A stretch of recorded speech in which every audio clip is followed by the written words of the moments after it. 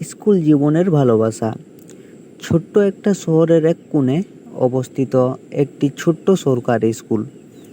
প্রতিদিন সকাল 10টায় ঘন্টা পড়ার সঙ্গে সঙ্গে স্কুলের মাঠ ভরে যেত ছেলে মেয়েদের কোলাহলে।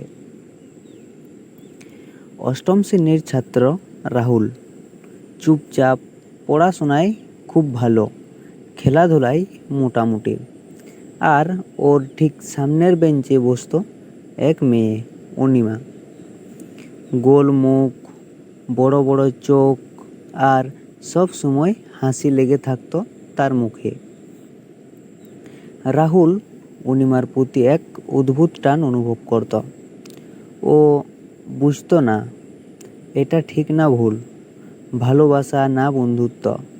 তবে প্রতিদিন স্কুলে যাওয়ার ওর একটাই কারণ ছিল, অনিমার পাশে বসে থাকা, ওর খাতা থেকে নোটস নেওয়া, আর মাঝে মধ্যে চকলেট ভাগ করে খাওয়া। একবার পুজোর আগে স্কুলে একটা ছোট্ট সাংস্কৃতিক অনুষ্ঠান হলো। অনিমা গাইতে উঠেছিল রবীন্দ্রনাথ সঙ্গীত, আর রাহুল আবৃত্তি করেছিল। অনুষ্ঠান শেষে যখন অনিমা একটা গোলাপ ফুল রাহুলকে দিল আর বলল, তোর আবৃত্তিটা দারুণ হয়েছে,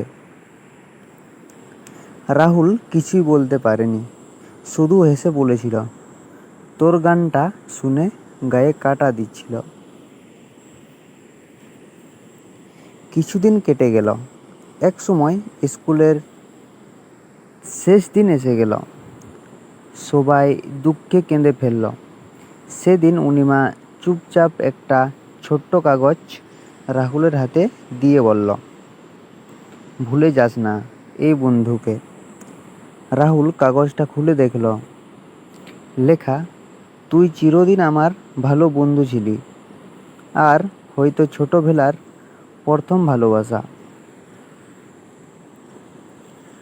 আজ অনেক বছর পর রাহুল যখন ব্যস্ত শহরের এক অফিসে কাজ করে, এক রাস স্মৃতি নিয়ে পুরনো স্কুলের পথে হেঁটে যায়, তখন ওর মনে পড়ে স্কুল জীবনের সেই নিষ্পাপ ভালোবাসার গল্পটা, যে ভালোবাসার কোনো দাবি রাখে না, শুধু হৃদয়ে গেঁথে থাকে চিরদিন।